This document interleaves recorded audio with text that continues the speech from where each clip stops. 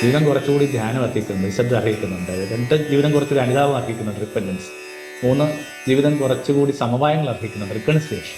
ഏതൊരു ദൈവികമായ ഭാവനയെ രൂപപ്പെടാനായിട്ട് ഒരു അടിസ്ഥാന നിശബ്ദം ആവശ്യമുണ്ട്. എല്ലാ തരത്തിലും ഉള്ളൊരു വസന്തകാലമായിട്ട് ഇങ്ങനെ നോയമ്പ് കാലത്ത് വിഭാവന ചെയ്യാനായിട്ട് പറ്റണം.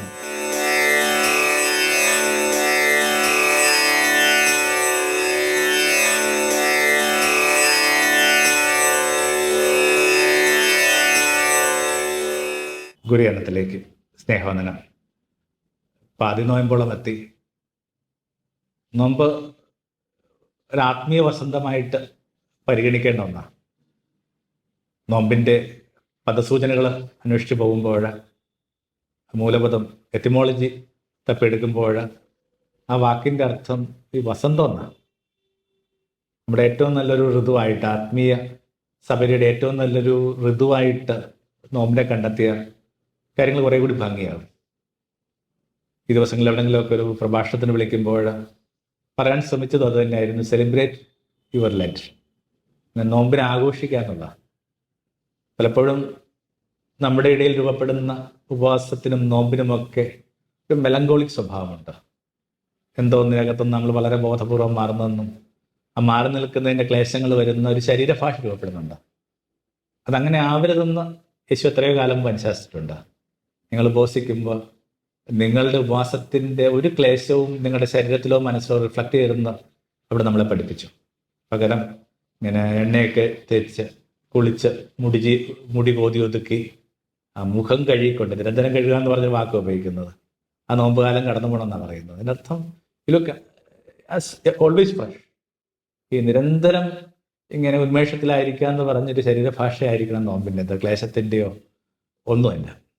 അപ്പോൾ അതിനകത്തൊക്കെ ഈ പറഞ്ഞ സൂചന കിടപ്പുണ്ട്. ഈ വസന്തം എന്ന് പറഞ്ഞ സൂചനയുണ്ട്. ഹാപ്പി പീരീഡായിട്ട് നോമ്പിനെ പരിഗണിക്കുക എന്നുള്ളതാണ്.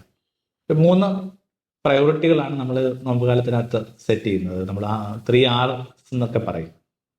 അടിസ്ഥാന വിദ്യാഭ്യാസമൊക്കെ ആയിട്ട് ബന്ധപ്പെട്ട് നമ്മൾ കാലാകാലങ്ങളായിട്ട് പറയുന്നത് 3R ആണ്. ഒന്ന് റീഡ്, ടു റൈറ്റ്, പിന്നെ അരിത്തമാറ്റിക്, റെക്കോർഡിംഗ് എന്ന് പറയുന്ന ഒരു കാര്യമാണ്. സെൻറ്റഗസിനൊക്കെയാണ് ആ ശൈലി രൂപപ്പെടുത്തുന്നതാണ് പറയുന്നത്. അതിൻ്റെ ആദ്യ നൂറ്റാണ്ടുകളൊക്കെ ആയിരിക്കും, ഒരു 3rd സെഞ്ചുറി ഒക്കെയാണ്. കൺഫെഷൻസിനകത്തൊക്കെ അങ്ങനെ പറയും. ഞാൻ എഴുതാനും വായിക്കാനും കണക്കൂട്ടാനും പഠിച്ചു. അസത്തിൽ ബേസിക് എഡ്യൂക്കേഷൻ പറഞ്ഞുകൊണ്ട് നമ്മൾ അർത്ഥമാക്കുന്ന ഈ കാര്യങ്ങൾ തന്നെയാണ്. പിന്നെ മുമ്പോട്ട് പോകുമ്പോൾ എൻ്റെ വോളിയം വർദ്ധിക്കുന്ന മാത്രമേ ഉള്ളൂ. അപ്പോൾ നമ്മുടെ ഒരു ഫോർമൽ എഡ്യൂക്കേഷനകത്ത് ഈ 3R ഉള്ളത് കണക്ക് ഏറ്റവും നല്ലൊരു പഠനകാലമായിട്ട്, ആത്മാവിൻ്റെ പഠനകാലമായിട്ട് കരുതപ്പെടുന്ന ലെൻഡിനകത്ത് ഒരു 3Rൻ്റെ പരിഗണന വെറുതെ ഒന്ന് മനസ്സിൽ വെച്ചാൽ നല്ലതായിരിക്കും. എന്നിങ്ങനെ പീരീഡ് ഓഫ് റിഫ്ലക്ഷനാണ്. ജീവിതം കുറച്ചുകൂടി ധ്യാനം അർഹിക്കുന്നുണ്ട്, നിശബ്ദം അർഹിക്കുന്നുണ്ട്. 2, ജീവിതം കുറച്ചുകൂടി അനുതാപം അർഹിക്കുന്നുണ്ട്, റിപ്പൻറ്റൻസ്. 3, ജീവിതം കുറച്ചുകൂടി സമവായങ്ങൾ അർഹിക്കുന്നുണ്ട്, റിക്കൺസിലിയേഷൻ. ഇതിനകത്തൊന്ന് വെറുതെ നമ്മുടെ ഈ 19 ദിനങ്ങളെ ഒന്ന് ഏകാഗ്രമാക്കിയാൽ നല്ലതായിരിക്കും. ഒന്നൊരു പീരീഡ് ഓഫ് റിഫ്ലക്ഷനാണ്. നോമ്പുകാലത്ത് ആദ്യ ഞായറുകളിലൊന്നിൽ നമ്മൾ വായിക്കുന്ന ഭാഗം എന്ന് പറയുന്നത് യേശുവിൻ്റെ പ്രലോഭന കഥയാണ്. അപ്പോൾ ആ പ്രലോഭന കഥയ്ക്കകത്ത് വളരെ കൃത്യമായിട്ട് നമ്മൾക്ക് വേണ്ടി ഒരു വഴി, ഒരു അടയാളപ്പലക യേശു വെക്കുന്നുണ്ട്. എന്താണത്? മനുഷ്യൻ അപ്പം കൊണ്ട് മാത്രമല്ല ജീവിക്കുന്നത്. അപ്പോൾ സ്വാഭാവികമായിട്ട് അത് റിഫ്ലക്റ്റ് ചെയ്യേണ്ട ബാധ്യതയുണ്ട്. മനുഷ്യൻ അപ്പം കൊണ്ട് മാത്രമല്ല ജീവിക്കുന്നെങ്കിൽ പിന്നെ എന്തൊക്കെ കൊണ്ട് കൂടി ആയിരിക്കണം? അത് കണ്ടെത്താനായിട്ടുള്ള ഒരാളുടെ പേഴ്സണൽ സെർച്ചിന് വേണ്ടിയുള്ളൊരു കാലമാണ് നോമ്പെന്ന് പറയുന്നത്. സ്വാഭാവികമായിട്ട് ഇത്തരം അന്വേഷണങ്ങൾ സംഭവിക്കുന്നത് മരുഭൂമിയിലാണ്. മരുഭൂമി എന്ന് പറയുന്ന അർത്ഥം ഒരാൾ ക്രിയേറ്റ് ചെയ്യുന്ന സൈലൻസാണ്. 40 ദിവസം യേശു മരുഭൂമിയിലായിരുന്ന അർത്ഥം വളരെ സിമ്പിളാണ്. 40 ദിവസം യേശു മൗനത്തിലായിരുന്നു. ജീവിതം കുറച്ചുകൂടി നിശബ്ദത അർഹിക്കുന്നുണ്ട്. ഇംഗ്ലീഷൊരു ശൈലിയോ പുസ്തകമൊക്കെ ഉണ്ട്, 1 square inch ഓഫ് സൈലൻസ് പറഞ്ഞൊരു സംഭവം. ഒരിക്കൽ ഒരു ഓഡിയോ എഞ്ചിനീയറിംഗ് ഒക്കെ ആയിട്ട് ബന്ധപ്പെട്ട് ശബ്ദം തന്നെ അന്നമാക്കി കണക്കാക്കിയിരുന്ന ഒരു മനുഷ്യൻ, ഒരു ദിവസം അയാൾ ഇങ്ങനെ കേൾവി നഷ്ടമാവുകയാണ്. അത്ഭുതകരമായ രീതിയിൽ ആ കേൾവി തിരിച്ചു കിട്ടുമ്പോഴേക്കും അയാൾക്ക് മനസ്സിലായൊരു കാര്യം ഇങ്ങനെയാണ്: ഈ മനുഷ്യൻ്റെ ശബ്ദങ്ങളുടെ ഒരു പെരുപ്പം കൊണ്ട് ഈ പ്രകൃതിയുടെ ശബ്ദങ്ങൾ പതുക്കെ ഇല്ലാതെ പോയിക്കൊണ്ടിരിക്കുക.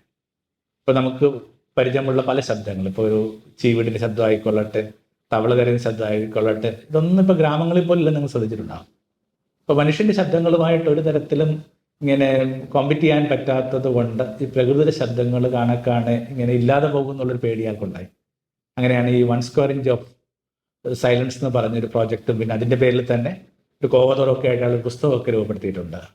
അപ്പോൾ ഒരു പ്രതീകം എന്ന നിലയിൽ അമേരിക്കയിലെ ഒരു മഴക്കാടുകളിൽ ഒരു നാഷണൽ പാർക്ക് കൂടിയാണ് അവിടെ ഈ മനുഷ്യൻ ഒരു ചുവന്ന കല്ല് സ്ഥാപിച്ചത്. അതൊരു സൂചനയായിട്ടാണ്, ഒരു അടയാളക്കല്ലാണ്. അപ്പോൾ അയാൾ ആ കല്ല് റെപ്രസെൻ്റ് ചെയ്യുന്ന ആ ഒരു നിശബ്ദതയെ കുറേ കൂടി എന്ത് ചെയ്യുന്നുണ്ട്, അപ്രിഷ്യേറ്റ് ചെയ്യാൻ വേണ്ടി ഈ എയർലൈൻസ്, വിമാന കമ്പനികൾ പോലും അവരുടെ സഞ്ചാര പദങ്ങൾ റീറൂട്ട് ചെയ്യുന്ന പറയുന്നു. ശരിക്കും അവനവൻ്റെ ജീവിതത്തിൽ നമ്മൾ സൃഷ്ടിച്ചെടുക്കേണ്ട ഒരു ഇത്തിരി ഇടമുണ്ട്, സൈലൻസിൻ്റെ ഇടമുണ്ട്. 1 സ്ക്വയർ ഇഞ്ച് ഓഫ് സൈലൻസ്. ഈ 10-50 ദിവസങ്ങളെ അങ്ങനെ ഒരു നിശബ്ദതയുടെ തുരുത്തായിട്ട് രൂപപ്പെടുത്തിയാൽ ഉണ്ടാകുന്ന വ്യത്യാസം. നിശബ്ദത എന്ന് പറയുന്നതാണ് ഈ റിഫ്ലക്ഷൻ്റെ ഏറ്റവും അടിസ്ഥാനമായ ഒരു ഘടകം. റിഫ്ലക്ഷൻ എന്ന് പറഞ്ഞൊരു കാര്യം സംഭവിക്കുന്നത് ഈ പറഞ്ഞ നിശബ്ദതയിൽ മാത്രമാണ്. സോളമൻ ദേവാലയം പണിതിനെക്കുറിച്ചൊക്കെ നമ്മൾ വായിച്ചു കേട്ടിട്ടില്ലേ? സോളമൻ ദേവാലയം പണിതിനെക്കുറിച്ച് പറയുന്നത് അയാളിങ്ങനെ ദേവാലയം പണിതുകൊണ്ടിരുന്നപ്പോൾ നേരത്തെ ചെത്തിമിനിക്കിയ കല്ലുകൾ ഉപയോഗപ്പെടുത്തിയത് കൊണ്ട് ഈ പണിയുന്ന നേരത്ത് ഒരു പണിയായുധത്തിൻ്റെ സ്വരം കേട്ടില്ല. ശ്രദ്ധിക്കണം, പള്ളിക്കകത്തുനിന്ന് ശബ്ദം കേട്ടില്ലെന്നല്ല പറയുന്നത്, പള്ളി പണിതപ്പോൾ പോലും ശബ്ദം കേട്ടിട്ടില്ല. ഏതൊരു ദൈവികമായ ഭാവനയും രൂപപ്പെടാനായിട്ട് ഒരു അടിസ്ഥാന നിശബ്ദത ആവശ്യമുണ്ട്. ഏറ്റവും ചെറിയ ശബ്ദങ്ങൾ പോലും കുറേ കഴിയുമ്പോൾ നിങ്ങൾ മടുപ്പിച്ചു തുടങ്ങും. ഒരു കൊച്ചുദാഹരണത്തിനായിട്ട് ഇത് റെക്കോർഡ് ചെയ്യാനായിട്ട് ശ്രമിക്കുമ്പോഴേക്കും നമ്മൾ ആദ്യം ചെയ്യുന്നത് ഇതിൻ്റെ ഫാൻ ഓഫ് ചെയ്യാന്നുള്ളതാണ്. എന്തൊരു വ്യത്യാസം ഉണ്ടാകുന്നത്? കുറേ കഴിയുമ്പോൾ ഈ റെഫ്രിജറേറ്ററിൻ്റെ മുകളിൽ പോലും നിങ്ങൾക്ക് ബുദ്ധിമുട്ടുണ്ടാകും. അപ്പോൾ കുറേ കൂടി സ്വാഭാവിക ശബ്ദങ്ങൾക്ക് കാതോർക്കാനായിട്ട്, അതിനകത്ത് തന്നെ ഉരുത്തിരിയുന്ന ദൈവശബ്ദത്തിന് കാതോർക്കാനൊക്കെ ആയിട്ട് മനുഷ്യൻ സൃഷ്ടിച്ചെടുക്കുന്ന ശബ്ദങ്ങളുടെ അളവ് കുറക്കേണ്ട ബാധ്യതയുണ്ട്. ഒരു നിശബ്ദതയാണ്, നിശബ്ദതയിൽ സംസാരിക്കുന്നു. ആഴത്തെ വിളിക്കുന്നൊക്കെ പറഞ്ഞ അർത്ഥം എന്താണ്? അഗാധമായ എല്ലാത്തിനകത്തും ഇങ്ങനെ അഗാധമായ നിശബ്ദയുണ്ട്. നിശബ്ദയോട് സംസാരിക്കുക. ലളിതമായ മെഡിറ്റേഷനാണ് യേശു നമുക്ക് പഠിപ്പിച്ചു തന്നത്. പലപ്പോഴും നമ്മൾ അതിനെ അത്രയും ഹാപ്പി ആയിട്ട് കാണാറില്ല. എന്ത് ലളിതമായ മെഡിറ്റേഷനാണ്? നീ പ്രാർത്ഥിക്കുമ്പോൾ വാതിലടക്കുക, ഷട്ട് യുവർ സെൻസസ്. സ്വാഭാവികമായിട്ട് ആ നിശബ്ദത തന്നെയാണ് ഈ പറയുന്ന വാതിലടക്കുക എന്ന് പറഞ്ഞർത്ഥം. കണ്ണുപൂട്ടുക, നിശബ്ദമായിട്ടിരിക്കുക, എന്നിട്ട് അവനവൻ്റെ ഉള്ളിലേക്ക് പ്രവേശിക്കാനാണ് പറയുന്നത്. ആ വാക്കൊക്കെ ഇത് ഭംഗിയുള്ള വാക്കാണ്, ഇന്നർ ചേംബർ. തെരേസ ഓഫ് അവിലയൊക്കെ പിന്നെ ഇന്നർ കാസിൽ എന്നൊക്കെ പറയുന്ന പുസ്തകം എഴുതുന്നത് ഈ ഒരു സങ്കല്പത്തിൽ നികർത്താണ്. ഓരോരുത്തർക്കും ഒരു ഇന്നർ ചേംബർ ഉണ്ട്, ഏറ്റവും പ്രഷ്യസായ ഒരു ഇടമുണ്ട്. ആ പ്രഷ്യസായ ഇടത്തിലേക്ക് ഈ പാദരക്ഷകളൊക്കെ അഴിച്ചു മാറ്റി കൈയും കാലും ഒക്കെ കഴുകി ശുദ്ധരായിട്ട് പ്രവേശിക്കാൻ, ഈ ശ്രീലകങ്ങളിലേക്ക് പ്രവേശിക്കുന്നതാണ്. എന്നിട്ട് അകത്തുള്ള ആളുടെ ശബ്ദം കേൾക്കുക എന്നുള്ളതാണ്. കുറെ കൂടി നിശബ്ദതയുള്ള, കുറെ കൂടി വീണ്ടു വിചാരങ്ങളുടെ ഒരു കാലമാണ് ഈ പറഞ്ഞ നോമ്പുകാലം എന്ന് പറയുന്നത്. ആ വാക്കിന് എന്തൊരു മുഴക്കമാണ്. മനുഷ്യൻ ജീവിക്കുന്നത് അപ്പം കൊണ്ട് മാത്രമല്ല, സ്വാഭാവികമായിട്ട് നമ്മുടെ ജീവിതം കൊണ്ട് നമ്മൾക്ക് തെളിയിക്കേണ്ട ഒരു ബാധ്യതയുണ്ട്. പിന്നെ എന്തുകൊണ്ട് കൂടിയാവും? പലപ്പോഴും ഈ അപ്പം കൊണ്ട് മാത്രം ജീവിക്കുന്നു എന്ന മട്ടിൽ കാര്യങ്ങൾ ചുരുങ്ങിപ്പോയി. അപ്പോൾ എന്ന് പറയുന്നത് ഇങ്ങനെ നമ്മുടെ വൈകാരികതകൾ പലപ്പോഴും അപ്പമായിട്ടാണ് പരിഗണിക്കുന്നത്. നമ്മുടെ എല്ലാ പ്രതിസന്ധികളിലെ ഏറ്റവും പ്രധാനപ്പെട്ട കാരണം നമ്മുടെ അമിത വൈകാരികതയാണ്. ഈ അമിത വൈകാരികതകൾക്കൊക്കെ മീതെ വാക്കുകൊണ്ട് ജീവിക്കാൻ പറ്റുന്ന ധൈര്യം ഉണ്ടാക്കിയെടുക്കണ്ടേ? ഉത്തമാങ്ങെന്നൊക്കെയാണെന്ന് തോന്നുന്നു ഭാരതീയ പാരമ്പര്യത്തിൽ നമ്മൾ ഈ ബുദ്ധിയെക്കുറിച്ച് പറയുന്നത്. മനുഷ്യന്റെ ഘടനയുമായിട്ട് ബന്ധപ്പെട്ട ഒരു പ്രധാന വ്യത്യാസമൊക്കെ ആയിട്ട് ആചാര്യന്മാർ കാലാകാലങ്ങളായിട്ട് പറഞ്ഞുകൊണ്ടിരിക്കുന്ന അങ്ങനെയാണ്. ബാക്കിയുള്ള എല്ലാ ജീവജാലങ്ങൾക്കകത്തും ഈ പറഞ്ഞ ബുദ്ധി എന്ന് പറഞ്ഞൊന്ന്, അതിൻ്റെ എന്ത് ചെയ്യുന്നുണ്ട് ഉദരം, അതിൻ്റെ എന്ത് ചെയ്യുന്നു ജെനിറ്റിൽസ് എന്നൊക്കെ പറയുന്നത് എല്ലാം പാരലാണ്. ഓരോരോ നേരത്ത് ഓരോന്നായിരിക്കും ഇങ്ങനെ കുറെ കൂടി ആക്റ്റീവ് ആവുക. ബുദ്ധി ഒരു കാലം ഉണ്ടാകും, സ്വാഭാവികമായിട്ട് എല്ലാത്തിനകത്തും അടിസ്ഥാന ബുദ്ധിയൊക്കെ ഉണ്ട്. പിന്നെ ഇരതേടുക എന്ന് പറയുന്ന സംഭവമുണ്ട്, പിന്നെ എണതേടുക എന്നൊരു സംഭവമുണ്ട്. ഓരോ സീസണാണ് വാസ്തവത്തിൽ. പക്ഷെ മനുഷ്യന് മാത്രം ഈ പറഞ്ഞ കാര്യങ്ങളൊക്കെ ഇങ്ങനെ ഒരു പ്രത്യേക ഹൈറാർക്കിലാണ് സൃഷ്ടിക്കപ്പെട്ടിരിക്കുന്നത്. ഏറ്റവും മുകളിലായിട്ട് ശിരസാണ്. അർത്ഥം എന്തിനകത്ത് ഒരു റിഫ്ലക്ഷൻ ആവും. ബാക്കി നമ്മൾ പരാമർശിക്കുന്ന കാര്യങ്ങളൊക്കെ അതിന് താഴെ കുറെ കൂടി ഇങ്ങനെ ശുദ്ധീകരിക്കപ്പെട്ട ബുദ്ധി കൊണ്ട് ജീവിക്കുന്ന മനുഷ്യൻ. ബുദ്ധിക്ക് വേറെയും പ്രശ്നങ്ങളുണ്ട്. ബുദ്ധി വളരെ കോംപ്ലക്സ് ആക്കാൻ പറ്റും. ഒരു സരളമായ ബുദ്ധിയുണ്ട്, ഈ ഗട്ട് ഫീലിംഗ് എന്നൊക്കെ പറയുന്ന ബുദ്ധിയുണ്ട്. അത് കണ്ടെത്താനായിട്ട് ഒരു കാലമാണ് ഈ പറയുന്ന നോമ്പുകാലം എന്ന് പറയുന്നത്. നിശബ്ദതയ്ക്ക് കുറെ കൂടി ഇടം കൊടുക്കുക. കഴിഞ്ഞ ദിവസങ്ങളിൽ ഇങ്ങനെ അരവിന്ദൻ്റെ ചിത്രങ്ങളുമായിട്ട് ബന്ധപ്പെട്ട് ഒരു ചെറിയൊരു പ്രഭാഷണം ചെയ്യേണ്ട കാര്യം വന്നു. ഒരു 10-15 ചിത്രങ്ങൾ ചെയ്തിട്ടുള്ളൊരു മനുഷ്യനാണിത്. ഈ മനുഷ്യൻ തൻ്റെ 56-ാം വയസ്സിൽ മരിച്ചുപോയി. മരിച്ചിട്ട് ഇത്രയും വർഷങ്ങളായി. എന്നിട്ട് എന്തുകൊണ്ടായിരിക്കണം ഈ മനുഷ്യന് വേണ്ടി ഇപ്പോഴൊരു ശ്രാദ്ധാഞ്ജലി നടക്കുന്നത്? വളരെ ശബ്ദം ഉണ്ടാക്കിക്കൊണ്ടിരിക്കുന്ന, ലൗഡായിക്കൊണ്ടിരിക്കുന്ന ഒരു സിനിമാ മേഖലയ്ക്കകത്ത് ഈ മനുഷ്യൻ ബോധപൂർവം സൃഷ്ടിച്ചെടുത്ത ഒരു നിശബ്ദത എടുത്തുകൊണ്ടാണ്. വലിയ നിശബ്ദതയായിരുന്നു ഈ മനുഷ്യന്റെ ഈ ചിത്രങ്ങളുടെ പ്രത്യേകത. നിങ്ങൾ ഒരു കാലത്തിന് ശേഷം ഓർമ്മിക്കപ്പെടാൻ പോകുന്നത് നിങ്ങൾ പങ്കുചേർന്ന, നിങ്ങൾ സൃഷ്ടിച്ച ആരവങ്ങളുടെ പേരിലായിരിക്കില്ല.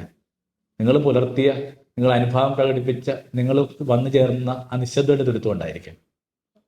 1 square inch of silence. ഒരു സിനിമയുടെ മുമ്പ് തുടങ്ങുന്നതിന് മുമ്പായിട്ട് അതിന്റെ സംവിധായകൻ വന്നിട്ട് കൊടുക്കുന്ന ഒരു അഭ്യർത്ഥനയുണ്ട്. അതിങ്ങനെയാണ്: ദയവ് ചെയ്ത് 2.5 മണിക്കൂർ ചിത്രത്തിനിടയിൽ നിങ്ങൾ ആരും ഇങ്ങനെ പോപ്കോൺ കഴിക്കരുത്. കാരണം ഒരു പോപ്കോൺ പൊട്ടിക്കുമ്പോൾ പോലും ഞാൻ പറയാനായിട്ട് ശ്രമിക്കുന്ന കാര്യങ്ങളുടെ സത്ത നിങ്ങൾക്ക് പിടുത്തം കിട്ടാതെ പോകും. ഒരു സിനിമ അർഹിക്കുന്നതിനേക്കാൾ കൂടുതൽ നിശബ്ദത നിങ്ങളുടെ ബന്ധങ്ങൾ അർഹിക്കുന്നുണ്ട്, നിങ്ങളുടെ ജീവിതം അർഹിക്കുന്നുണ്ട്. 2 റിപ്പൻഡൻസാണ്. വലിയ അനുതാപത്തിന്റെ ഒരു നേരമാണിത്. ഈ ഒരു റിഫ്ലക്ഷന് ശേഷം നമുക്ക് മനസ്സിലാകുന്നത് ഇങ്ങനെ ആവേണ്ടതല്ല ജീവിതം. ഇതല്ല ജീവിതം. ഒരു ഭാവനാ ജീവിതമാണ് നിങ്ങൾക്ക് നിങ്ങളുടെ ഈ റിഫ്ലക്ഷൻസ് തരാൻ പോകുന്നെങ്കിൽ ആ ഭാവന ജീവിതത്തിലേക്ക് എത്താൻ കഴിഞ്ഞതിനുള്ള സങ്കടമാണ് അനുതാപം എന്ന് പറയുന്നത്. നമ്മൾ സങ്കല്പിച്ചെടുക്കേണ്ട ലോകമുണ്ട്. കുറെ കാലം മുമ്പ് ഒരു മദ്യപിച്ച ഒരു മനുഷ്യൻ തെരുവോരങ്ങളിൽ ചിത്രം വരക്കുന്ന ഒരാളുടെ മുന്നിൽ ചെന്നിട്ട് പറഞ്ഞു, എൻ്റെ ചിത്രം വരക്കണം എന്ന് പറഞ്ഞു. അതിനുശേഷം അയാൾ വരച്ച ചിത്രം നോക്കുമ്പോഴേക്കും ഈ മനുഷ്യൻ പറഞ്ഞു, ഇതെൻ്റെ ചിത്രമല്ല. എൻ്റെ മദ്യപിച്ചതിൻ്റെ എല്ലാ പ്രശ്നങ്ങളും ഉള്ള വിധത്തിലുള്ള ശരീരഭാഷ, ഒരു ക്രോണിക് ആയിട്ട് കാലാകാലങ്ങളായിട്ട് ഹെവി ആയിട്ട് മദ്യപിച്ചുകൊണ്ടിരിക്കുന്ന ഒരു മനുഷ്യൻ്റെ എല്ലാ ശരീരഭാഷയുള്ള ഒരാളാണ് ഞാൻ. എൻ്റെ കണ്ണൊക്കെ ഇങ്ങനെ ബാധി അടഞ്ഞിട്ടുണ്ട്, പീള കെട്ടിയിട്ടുണ്ട്. പക്ഷെ നിങ്ങൾ ഇതിനകത്ത് തീക്ഷ്ണമായ കണ്ണുകളാണ് വരച്ചിരിക്കുന്നത്. എന്താ ആരോഗ്യത്തോടെ റോബസ്റ്റായിട്ടാണ് നിങ്ങൾ എന്നെ ചിത്രീകരിച്ചിരിക്കുന്നത്. ഇതെൻ്റെ ചിത്രമല്ല, അതുകൊണ്ട് ഞാൻ നിങ്ങൾക്ക് പണവും തരാൻ പോകുന്നില്ല. അപ്പോൾ ഈ മനുഷ്യൻ പറയുന്നുണ്ട്, നിങ്ങളുടെ ചിത്രം അതേപോലെ കിട്ടണമെങ്കിൽ നിങ്ങൾ പോകേണ്ട സ്റ്റുഡിയോയിലാണ്. ഞാൻ ചിത്രകാരനാണ്. ഒരാൾ എൻ്റെ മുമ്പിൽ വരുമ്പോഴേക്ക് അയാൾക്ക് എന്താകാമെന്നുള്ളതാണ് എൻ്റെ സങ്കല്പം. അപ്പോൾ വാസ്തവത്തിൽ ഒരു ധ്യാനത്തിന് ശേഷം നമുക്ക് പിടുത്തം കിട്ടുന്നത് ഇങ്ങനെ ആയിരിക്കേണ്ടതായിരുന്നില്ല ഇതായിരുന്നില്ല നമ്മുടെ വഴി. അപ്പോഴാണ് നമുക്ക് പിടുത്തം കിട്ടുന്നത് നമ്മൾ നമ്മളോട് തന്നെയോ നമ്മുടെ ചുറ്റുപാടുമുള്ളവരോടോ നമ്മുടെ പരിസരത്തോടോ വി ആർ നെവർ ഫെയർ. ആ സങ്കടത്തിന് സംഭവിക്കുന്ന കാര്യമാണ് അനുതാപം. മെറ്റനോയിയ എന്ന് പറയുന്നൊരു വാക്ക് ഉപയോഗിക്കുന്നത് ഒരു തിരിച്ചുവരവിന്റെ കാലം കൂടിയാണ്. നമ്മൾ ഈ മനുഷ്യരൊക്കെ വരുന്ന ഒത്തിരി കാര്യങ്ങൾ ഇപ്പം നടക്കുന്നു. ഇപ്പോൾ കുംഭമേള എന്നൊക്കെ പറയുന്നത് ലോകത്തെ ഏറ്റവും വലിയ തിരിച്ചുവരവിന്റെ ആഘോഷമായിട്ട് കണക്കാക്കുന്നത്. ഇങ്ങനെ കോടിക്കണക്കിന് മനുഷ്യർ ഇങ്ങനെ സ്നാനഘട്ടങ്ങളിലേക്ക് വരികയാണ്. എന്തുകൊണ്ട് മനുഷ്യർ സ്നാനഘട്ടങ്ങളിലേക്ക് വരുന്നത്? ആവശ്യത്തിലേറെ പൊടിപുരണ്ടെന്നുള്ള ബോധത്തിൽ നടത്തുന്നതാണ്. അവനവന്റെ ആത്മാവിനെ അവിടുത്തെ പ്രകാശത്തിന് മുമ്പിലിരുത്തി ഒന്നുകൂടി കാണാൻ പറ്റുമെങ്കിൽ പൊടിപുരളാത്ത ഏത് ആത്മാവുള്ളൂ. നമുക്ക് കുറച്ചുകൂടി ശുദ്ധീകരണം ആവശ്യമുണ്ട്.